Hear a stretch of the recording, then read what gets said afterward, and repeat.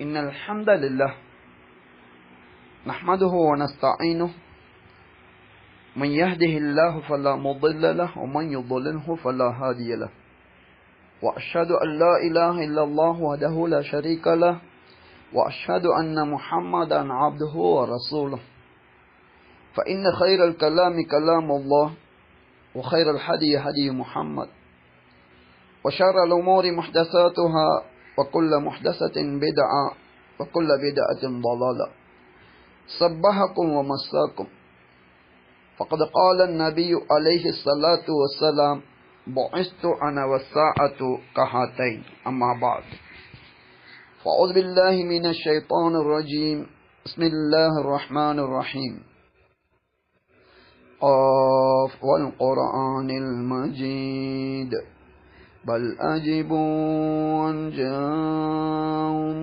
منذر منهم فقال الكافرون هذا شيء عجيب نحن أعلم بما يقولون وما أنت عليهم بجبار فذكر بالقرآن من يخاف وعيد. அல்லாஹ்வை புகழ்ந்து அவன் தூதர் முஹம்மது அலைஹி ஸலாத்து வஸ்ஸலாம் அவர்கள் மீதும் அவர்கள் கொண்டு வந்த சத்தியத்தை உள தூய்மையோடு பின்பற்றி மரணித்துவிட்ட முஸ்லிம்கள் இறுதி நாள் வரைக்கும் அதே சத்தியத்தை உள தூய்மையோடு பின்பற்றி மரணிக்கவிருக்கின்ற அத்தனை முஸ்லிம்கள் மீதும் அல்லாஹுடைய சாந்தி உண்டாவதாக. அவர்கள் அனைவரும் எதிர்பார்க்கின்ற உயர் சுவனங்களிலே அல்லாஹ் அவனது அருளை கொண்டு அவர்களை நுழைவித்தருள்வானாக. மனிதன் உட்பட மனிதன் வாழுகின்ற பூமி பிரபஞ்சங்கள் எத்தனையோ உயிரினங்களை அல்லாஹ் படைத்திருக்கின்றான்.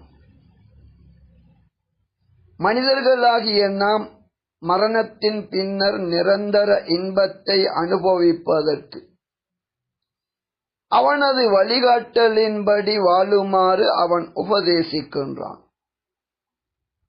அவனது உபதேசங்கள் மரணத்தின் பின்னர் மட்டுமல்ல,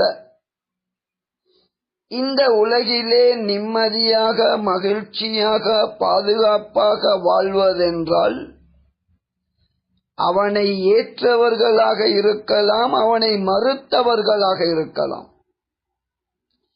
அவனது வழிகாட்டலில் அமைந்த ஆட்சி அமைப்பு உட்பட உலக விடயங்களில் அவனது வழிகாட்டலை நாம் பின்பற்றினால் நிம்மதியாக பாதுகாப்பாக நாம் எதிர்பார்க்கின்ற அந்த மகிழ்ச்சியோடு வாழ முடியும். அது பற்றி அவனது ஒரு வழிகாட்டல் 2வது அத்தியாயத்தின் 179வது வசனத்தில் இருக்கின்றது. மிகச் சிறிய இந்த உபதேசம் எவ்வளவு பெருமதியான விடயங்கள் இதிலே பதிந்திருக்கின்றன என்பதை இந்த உபதேசத்தை காது கொடுத்து நடுநிலையோடு நீங்கள் செவிமடுத்தால் அறிந்து கொள்ள முடியும். படைத்த அல்லாஹ்வின் வார்த்தைகள் என்ன? வலக்கும் ஃபில் கிஸாஸி ஹயாத்துன் யா உலில் அல்பாப் லஅல்லக்கும் தத்தகூன். இதுதான் ஒட்டுமொத்த படைப்பினங்களினதும் ஒரே படைப்பாளனான அல்லாஹ் என்ற அந்த சக்தி, அறிவாளன், நீதமானவன், தெளிவான வழிகாட்டலை வழங்கக்கூடியவன் கூறிய இந்த வசனமாகும். இதன் கருத்து என்ன? புத்திசாலிகளே, நல்லறிவுடையோரே, பழிக்கு பழி வாங்குவதிலே உங்களுக்கு வாழ்வு இருக்கின்றது. அதன் மூலம் உங்களை நீங்கள் பாதுகாத்துக் கொள்ளவும் முடியும். இப்போது குர்ஆன் வசனங்கள் என்பவை கண்டிப்பாக அவற்றிற்கு விளக்கம் தேவை என்பதை உணர்த்தும் விதத்திலே மக்களுக்கு இறக்கப்பட்ட இந்த நல்லுபதேசத்தை நீர் மக்களுக்கு தெளிவுபடுத்த வேண்டும் என்பதற்காக உம்மீது இதனை இறக்கி அருளினோம் என்று இதே அல் குர்ஆனின் 16வது அத்தியாயத்தின் 44வது வசனத்தில் அல்லாஹ் கூறுகின்றான். அதன் அடிப்படையில் பழிக்கு பழி வாங்குதல் எப்படி இடம்பெற வேண்டும், அதன் விவரங்கள் என்ன, குர்ஆனிலும் குர்ஆனின் விளக்கம் தரும் கடமை சுமத்தப்பட்ட நபியின் சுன்னாவிலும் இது இருக்கின்றது. ஒரு மனிதன் பிற மனிதர்களுக்கு குற்றம் இழைத்தால் எப்படி அவன் பிறருக்கு தீங்கு இழைத்தானோ அதே போன்ற தண்டனை அவனுக்கு வழங்குவதுதான் இந்த பழிக்கு பழி வாங்குவதாகும். நியாயமின்றி பிற மனிதனுடைய கையை ஒருவன் வெட்டிவிட்டால் இவ்வாறு குற்றம் புரிந்தவனின் கையை அங்கு ஆட்சி செய்கின்ற ஆட்சி அதிகாரம் இந்த வழக்கை விசாரித்து உண்மையில் குற்றம் செய்தவன் யார் என்பது முதலிலே நிறுவப்பட வேண்டும். அதன் பிறகு ஆட்சி அதிகாரத்தில் உள்ளவர்கள் குற்றம் இழைத்தவனுக்கு அதே போன்று அவனது கையை வெட்டிவிட வேண்டும். மன்னிப்பே கிடையாதா என கேட்டால் யாருக்கு பாதகம் இழைக்கப்பட்டதோ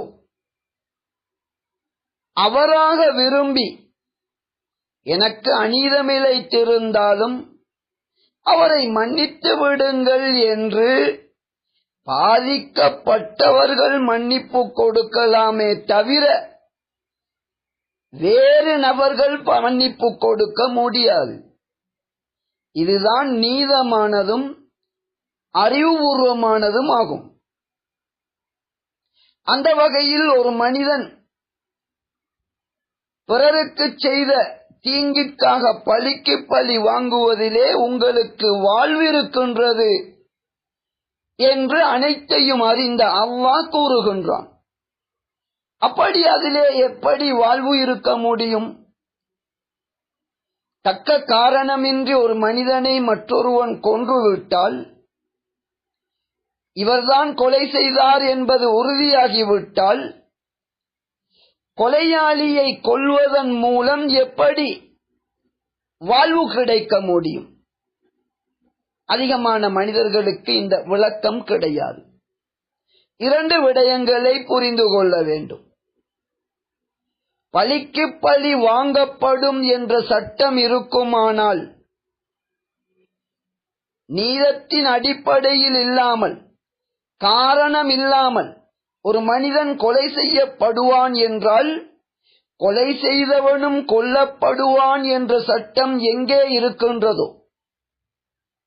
அங்கே இரண்டு விடயங்கள் நிகழும். ஒன்று, ஒரு மனிதனை கொலை செய்வதற்கு முன்பாக ஒவ்வொரு மனிதனிடமும் மிகப்பெரிய எச்சரிக்கை இருக்கும். பிற மனிதனை நான் கொன்றுவிட்டால் அவரது உறவினர்களை தவிர நாட்டின் ஜனாதிபதி உச்ச பதவியில் இருப்பவர் நினைத்தால் கூட எனக்கு மன்னிப்பு கிடைக்காது, எனது உயிர் போய்விடும் என்ற அச்சம் அங்கே இருக்கும். படைத்தவனின் சட்டத்திலே நாட்டின் ஆட்சியாளர் யாரோ ஒருவர் கொல்லப்பட்டதை மன்னிப்பதென்பது படைத்தவனின் சட்டம் கிடையாது, மனிதர்களின் சட்டம். அதனை நீதமென மனிதர்கள் நினைக்கின்றார்கள். எவ்வளவு பெரிய அநியாயம்! தன்னுடைய குடும்பத்தவரை இழந்தவர்களுக்குத்தான் அதன் வழி புரியும் நாட்டின் ஆட்சியாளருக்கு அது புரிந்து கொள்ள முடியாது. எப்படியோ கொலை செய்தால் கொலை செய்தவனும் கொல்லப்படுவான் என்ற சட்டம் எங்கே இருக்கின்றதோ வேண்டுமானால் நீங்கள் பரீட்சித்து பாருங்கள். அந்த சட்டம் இல்லாத நாடுகளை விட அந்த சட்டம் இருக்கின்ற நாடுகளிலே நிச்சயமாக கொலை குற்றம் என்பது வெகுவாக குறைந்திருக்கும். எப்படியோ பழிக்கு பழி வாங்குவதிலே உங்களுக்கு வாழ்விருக்கின்றது என அல்லாஹ் கூறுவதிலே இரண்டு விடயங்களை புரிந்து கொள்ள வேண்டும். கொலை செய்வதற்கு பெரும்பாலானவர்கள் கொலை செய்ய தூண்டினாலும், கொலை செய்ய வேண்டிய என்ற எண்ணம் ஏற்பட்டாலும், நானும் வாழ்வை இழந்து விடுவேனே என்று அதிகமானவர்கள் எச்சரிக்கை அடைவார்கள். எனவே பிறரை கொல்வதன் மூலம் உயிரை இழக்கவிருக்கின்றவர்கள் அதனை தவிர்த்து கொள்வதன் மூலம் அவர்களுக்கு வாழ்வு கிடைக்கும். இது முதலாவது விடயம். இரண்டாவது விடயம், நியாயமின்றி கொலை செய்கின்றவர்கள் அவர்கள் கொல்லப்படுவார்கள் என்ற அல்லாஹ்வுடைய நீதியான சட்டம் நாம் வாழுகின்ற பூமிகளில் நிலைநாட்டப்பட்டால், ஓரிரு கொலையாளிகள்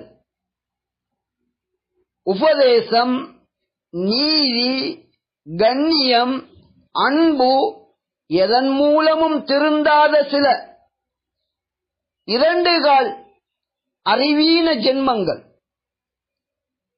பிறரை கொலை செய்வதன் மூலம் அந்த ஓரிரு புல்லுருவிகள் நீக்கப்படுவார்கள், கொலை செய்யப்படுவார்கள். அதன் பிறகு பிறரை கொலை செய்யும் அளவிற்கு கெட்ட மனிதர்கள் அந்த நாட்டிலே, அந்த சமூகத்தில் இருக்க மாட்டார்கள். எனவே சமூகத்தில் உள்ள ஒவ்வொரு மனிதனும் தனது உயிருக்கு எந்த அச்சுறுத்தலும் இல்லாமல் பாதுகாப்புடன் வாழ முடியும் அல்லவா? இதனைத்தான் அல்லாஹ் கூறுகின்றான், நியாயமின்றி கொலை செய்பவன் அவன் நிச்சயமாக கொல்லப்பட வேண்டும். அவனை மன்னிக்கின்ற உரிமை கொல்லப்பட்டவரின் உறவினர்களுக்கு மட்டுமே உரியது. அவர்கள்தான் அதன் வேதனையின் மிக அதிகத்தை உணரக்கூடியவர்கள்.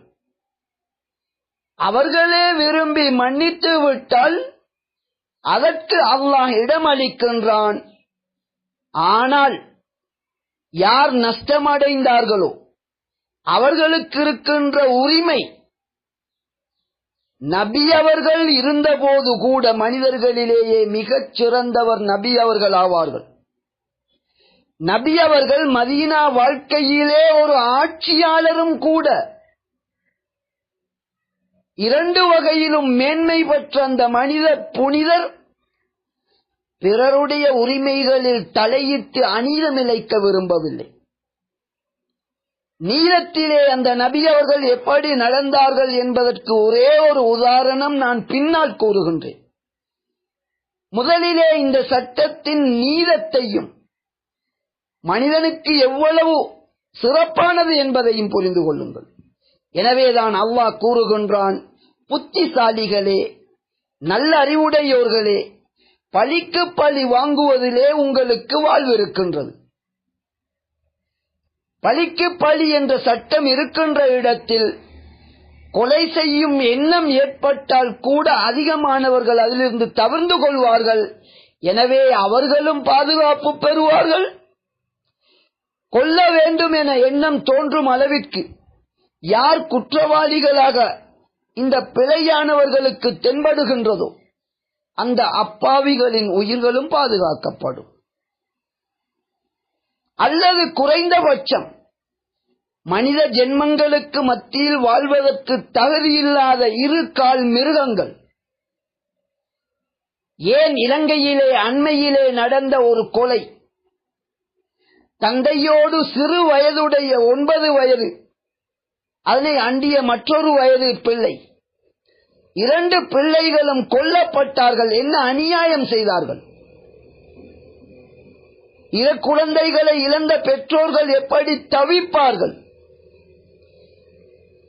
அதன் நோவினை, துன்பத்தை நாட்டின் ஜனாதிபதி என்ன உலகையே ஆட்சி செய்கின்ற தலைவராக இருந்தால் கூட அவரால் உணர முடியாது.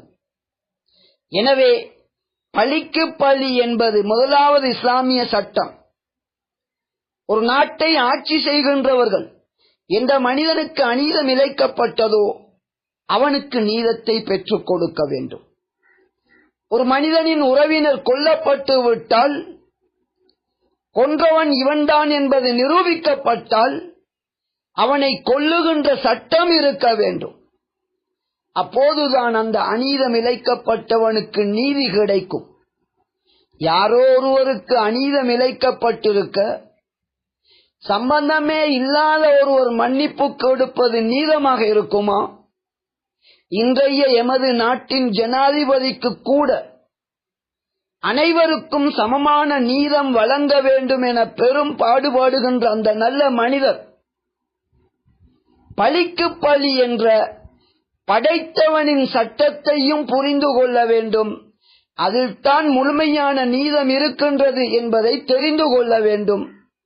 நாவினால் மட்டுமல்ல, நடத்தையால் அதனை உணர்த்துகின்ற அளவிற்கு எமது சமூகம் நபியின் வழியிலே இஸ்லாத்தை பின்பற்ற வேண்டும். எப்படியோ கண்ணியமிக்க அல்லாஹ் கூறுகின்ற உண்மை, பழிக்கு பழி வாங்குவதிலே உங்களுக்கு வாழ்வு இருக்கின்றது. லஅல்லக்கும் தத்தகூன், அதன் மூலம் உங்களை பாதுகாத்துக் கொள்ள முடியும் என்று அல்லாஹ் கூறுகின்றான். நாம் ஆரம்பத்திலே சொன்னது போன்று கொலை செய்தவன் கொல்லப்படுவான் என்ற சட்டம் இருக்கும் என்றால் அதிகமானவர்கள் கொல்ல துணிய மாட்டார்கள். எனவே அவர்கள் கொல்லப்படுவதிலிருந்தும் அவர்கள் பாதுகாக்கப் பெறுவார்கள்.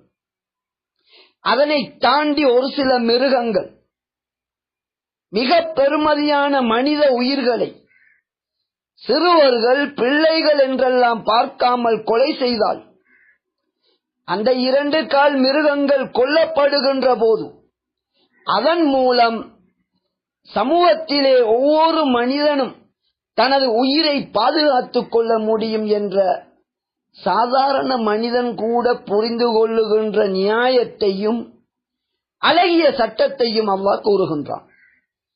எனவே பழிக்கு பழி வாங்குவதென்பது அநீதம் இழைக்கப்பட்டவனுக்கு அவனுக்கு என்ன அநீதம் இழைக்கப்பட்டதோ அதே போன்ற தண்டனையை குற்றவாளிக்கு பெற்றுக் கொடுப்பது ஒரு அரசாங்கத்தின் கடமையாகும். அதே நேரத்தில் மன்னிப்பு என்பது மிகச் சிறந்தது, படைத்தவனின் பண்புகளில் ஒன்றாகும். யாருக்கு அநீதம் இழைக்கப்பட்டதோ அவர்கள் மன்னித்தால் அது மிகச் சிறந்தது என்ற வழிகாட்டலும் இஸ்லாத்திலே இருக்கின்றது. சம்பந்தப்பட்டவர்கள் மன்னிக்கின்றார்கள் என்பதற்காக நீதி பெற்றுக் கொடுக்க வேண்டிய ஆட்சி தலைவர், நீதித்துறை மற்றொரு மனிதனுடைய குற்றங்களிலே நீதித்துறையோ ஆட்சியாளரோ மன்னிக்க முடியுமா என்றால் அங்கேதான் மனிதனிலே தவறு நிகழ்கின்றது. யாரோ கொல்லப்பட்ட ஒரு மனிதனின் உறவினர்கள் கொலையாளி கொல்லப்பட வேண்டும் என்று அடம்பிடிக்கின்ற போது ஆட்சி தலைவர் என்பதற்காக அல்லது அதிலே நாம் தீர்ப்பு கூறுகின்றோம் என்பதற்காக அவர்களுடைய பறிக்கப்பட்ட உயிருக்கு சமமான தண்டனை கொடுக்காமல் கொலையாளியை விடுவதென்பது பாதிக்கப்பட்ட மனிதர்களுக்கு செய்கின்ற மிகப்பெரிய அநீதமாக அமைந்துவிடும். அது மட்டுமல்ல, சமூகத்திலே மனித உயிருக்கு பாதுகாப்பு இல்லாமற் போய்விடும். எனவே தெளிவான சிந்தனையுள்ள மனிதர்கள் புரிந்து கொள்ள வேண்டும், பழிக்கு பழி வாங்குவதிலே மனித உயிர்களுக்கு பாதுகாப்பு இருக்கின்றது. குற்றம் செய்கின்றவன் கூட தண்டனையை நினைத்து அவனது வாழ்வை தக்க வைத்துக் கொள்ளலாம். அதனையும் தாண்டிய மிக மோசமான குற்றவாளிகள் தான் தண்டிக்கப்படுவார்கள். ஒரு சில அறவே பொருந்தாத இவ்வாறான குற்றவாளிகள் கொல்லப்படுகின்ற போது ஒட்டுமொத்த மனிதர்களுக்கும் உயிர் பாதுகாப்பு என்ற ஒரு சிறந்த சூழல் ஏற்படும். எனவே ஒவ்வொரு மனிதனும் இதனை புரிந்து கொள்ள வேண்டும். முதலிலே அல்லாஹ்வை ஏற்ற மனிதர்கள், அல்லாஹ்வின் ஒட்டுமொத்த வழிகாட்டலில் நபியும் நபி தோழர்களும் வாழ்ந்தது போன்று ஒட்டுமொத்த மனித சமூகத்திற்கும் அல்லாஹ்வுடைய சட்டங்களை செயல்படுத்தி எவ்வளவு நலவு பயக்கின்றது பாருங்கள் என காண்பிக்கின்ற கடமை. அல்லாஹ்வின் சட்டம் அவசியமானது, சிறப்பானது, நீதமானது, பாதுகாப்பானது. இவை அனைத்திற்கும் சான்றாக திகழ்வது உண்மை முஸ்லிம்களின் கடமையாகும்.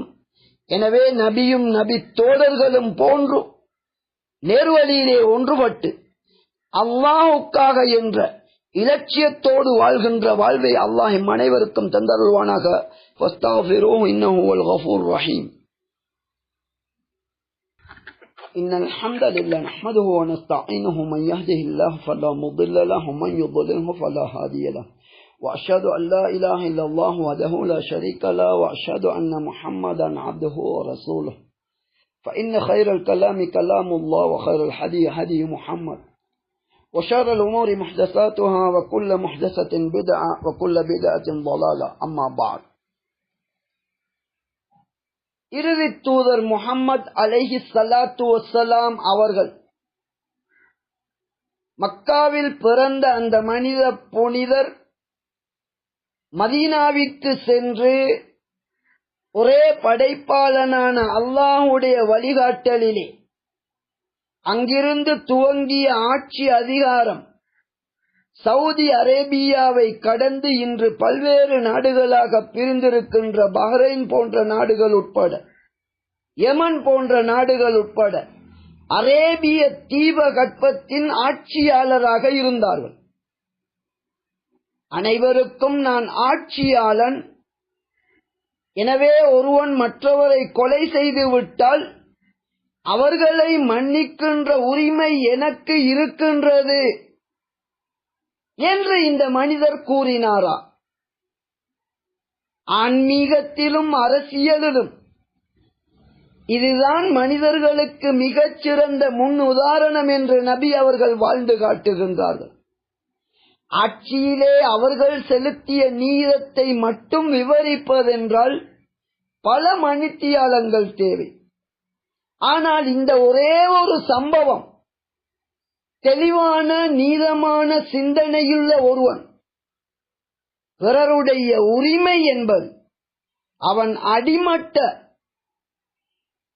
துப்புரவு செய்கின்ற ஒரு கூலி தொழிலாளியாக கூட இருக்கலாம், அவனின் உரிமை என்பது நாட்டின் ஜனாதிபதி பிரதமர் உட்பட எவ்வளவு பெரிய ஆட்சியாளராக இருந்தாலும் தனி மனிதனின் உரிமையில் கை வைப்பது என்பது, அதன் பிறகு நீதத்தை நிலைநாட்டியவர்களாக நாம் ஒருபோதும் இருக்க முடியாது. ஒரு மனிதன் கொலை செய்யப்படுவது என்பது அவரை சார்ந்தவர்களுக்கு அதனை விட பெரிய நஷ்டம் இருக்க முடியாது. மிக அதிக துன்பத்தை அவர்களே உணர்வார்கள். எனவே கொலையாளியை மன்னிக்கின்ற உரிமை இழப்பை சந்தித்த அதன் குடும்பத்தையே சாரும். அதிலே ஒருவர் கை வைப்பது என்பது நீதத்தை நிலைநாட்ட விரும்புகின்ற, அனைவருக்கும் சமமான நீதியை கொடுக்க விரும்புகின்ற ஒருவரால் அப்படி நடக்க முடியாது. இதோ உதாரணம். பல்வேறு நாடுகளின் ஆட்சியாளராக இருந்த நபி முஹம்மது அலைஹி ஸலாத்து வஸ்ஸலாம் அவர்கள் மிகச் சாதாரண ஒரு விடயம், ஒரு சில தோழர்களோடு அமர்ந்திருக்கின்றார்கள். வலதுபுறத்திலே சாதாரண ஒரு முஸ்லிம் அமர்ந்திருக்கின்றார். இடதுபுறத்திலே அஷ்யாஹ் முதிர்ந்தவர்கள், மதிப்பிற்குரியவர்கள், பெரியவர்கள் அங்கே அமர்ந்திருக்கின்றார்கள். வலதுபுறத்திலே ஒரு அடிமை அமர்ந்திருந்தார்.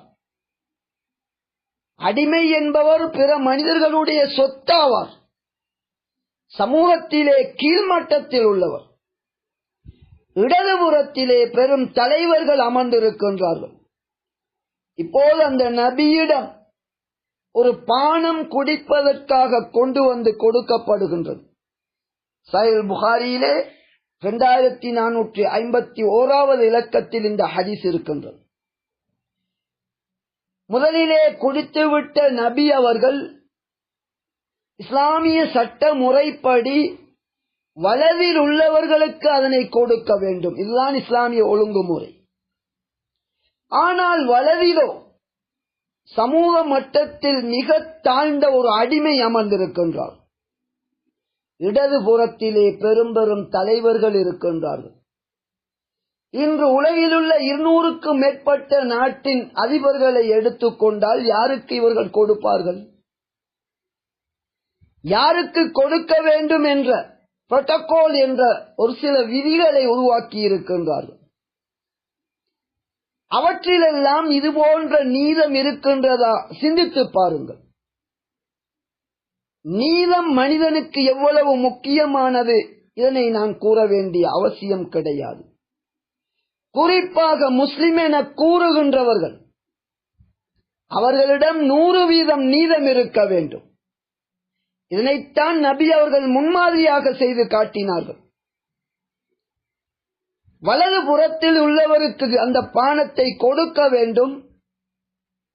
இடது புறத்திலே பெரிய மூத்த மதிக்கத்தக்கவர்கள் இருக்கின்றார்கள். அந்த அடிமையிடம் நபி அவர்கள் அனுமதி கேட்கின்றார்கள். இடதுபுறத்தில் இருக்கின்ற இந்த பெரியவர்களுக்கு உமக்கே உரிய அந்த உரிமையை விட்டுக் கொடுக்கலாமா என கேட்டபோது அந்த அடிமை தனது உரிமையை விட்டுக் கொடுக்கவில்லை. அப்படி என்றால் இதோ உனக்கே தருகிறேன் என்று நபி அவர்கள் அந்த அடிமையிடம் அவரது உரிமையை நிறைவேற்றி கொடுத்தார். இடது பக்கத்தில் உள்ளவர்களை மதிப்பதற்காக, பெரிதுபடுத்துவதற்காக மற்றொரு மனிதனின் உரிமையை நபி அவர்கள் பறிக்கவில்லை. நபியுடைய அன்றைய நிலை ஒரு ஆட்சியாளர், பல நாடுகளுக்கு ஆட்சி அதிபர். இது ஒரே ஒரு உதாரணம். எனவே நீதத்தை நிலைநாட்ட விரும்புகின்றவர்கள், குறிப்பாக இலங்கை நாட்டின் ஜனாதிபதி நீதம் நிலைநாட்டப்பட வேண்டும் என்று பெருமுயற்சி செய்கின்றார். அவருடைய அறிவோடு படைத்த அல்லாஹ்வின் வழிகாட்டல், பழிக்கு பழி என்ற சட்டங்கள் அதன் அடிப்படையில் வழிகாட்டி செயல்படுத்தப்பட்டால் மட்டும்தான் மனிதர்கள் 100% நீதத்தை செயல்படுத்த முடியும். எனவே பிற மனிதர்களுடைய உரிமையிலே அவருக்கு இழைக்கப்பட்ட எப்படி அநீதம் இழைக்கப்பட்டதோ அதே போன்று குற்றவாளியிடமிருந்து பழிக்கு பழி பெற்று உரியவருக்கு வழங்கப்படுதல் தான் உண்மையான நீதமாகும். மன்னிப்பு சிறந்ததுதானே என்ற கேள்வி, அதனை முற்றாக இஸ்லாம் அனுமதிக்கின்றது, வரவேற்கின்றது, தூண்டுகின்றது. மன்னிக்க வேண்டும், மன்னிப்பது சிறப்பானது. ஆனால் யார் மன்னிப்பது?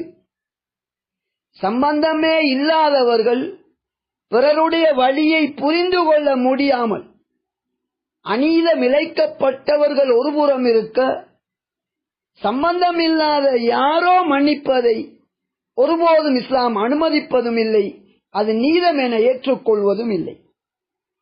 இழப்புக்களை சந்தித்தவர்கள் நாம் பொறுமையாக இருக்கின்றோம், விட்டுக் கொடுக்கின்றோம், குற்றவாளியை மன்னிக்கின்றோம் என்றால் அது சிறந்தது.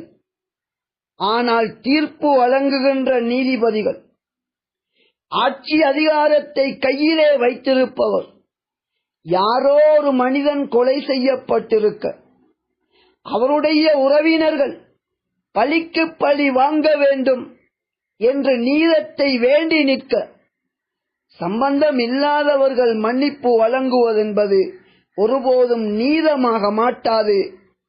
அத்தகைய சமூகம் என்பது மனித உயிர்களுக்கு பாதுகாப்பு இருக்கவும் மாட்டாது. எனவே சுருக்கம் என்னவென்றால், அல்லாஹ்வுடைய சட்டம் நீதமானது, அன்பை கருத்தில் கொண்டது, மன்னிப்பை தூண்டக்கூடியது. அதன் அடிப்படையில் சரியான சட்டம் எப்படி இருக்க வேண்டும் என்றால், நீதித்துறையும் அதிகாரமிக்கவர்களும் அநீதமிழைக்கப்பட்டவர்களுக்கு என்ன குற்றம் பிறரால் செய்யப்பட்டதோ அதே போன்ற தண்டனையை குற்றவாளிகளுக்கு வழங்க வேண்டும். பாதிக்கப்பட்டவர்கள் மன்னிப்பதென்றால் அந்த விடயத்தை தூண்ட வேண்டும். பழிக்கு பழி வாங்கப்பட்டுத்தான் ஆக வேண்டும் என பாதிக்கப்பட்டவர்கள் உறுதியாக இருந்தால் பழிக்கு பழி வாங்குவதன் மூலம் அநீதம் இழைக்கப்பட்டவர்களுக்கு நீதம் பெற்றுக் கொடுக்க வேண்டும். இதுவே மனித சமூகத்திற்கு சிறந்த வழிகாட்டலாகும். எமது நாட்டு ஜனாதிபதி உட்பட ஒட்டுமொத்த மனிதர்களுக்கும், குறிப்பாக அனைத்திற்கு முதலில் அல்லாஹ்வை ஏற்றுக்கொண்ட எமது சமூகத்தினர் அல்லாஹ்வுடைய சட்டங்களை வைத்து தீர்ப்பு வழங்குவதோ ஏனைய செயற்பாடுகளோ அல்லாஹ்வுடைய வழிகாட்டலின்படி நடந்தால் மட்டும்தான் உலக வாழ்விலும் மரணத்தின் பின்னரான நிரந்தர வாழ்விலும் நாம் வெற்றி பெற முடியும். எனவே உல தூய்மையோடு அல்லாஹ்வின் வழிகாட்டலை பின்பற்றி மரணிக்கும் பாக்கியத்தை அல்லாஹ் எம் அனைவருக்கும் தந்தருள்வானாக. அகூலு ஹாதா வ அஸ்தக்ஃபிருல்லாஹ லி வ லிசாயிரில் முஸ்லிமீன வல் முஸ்லிமாத்.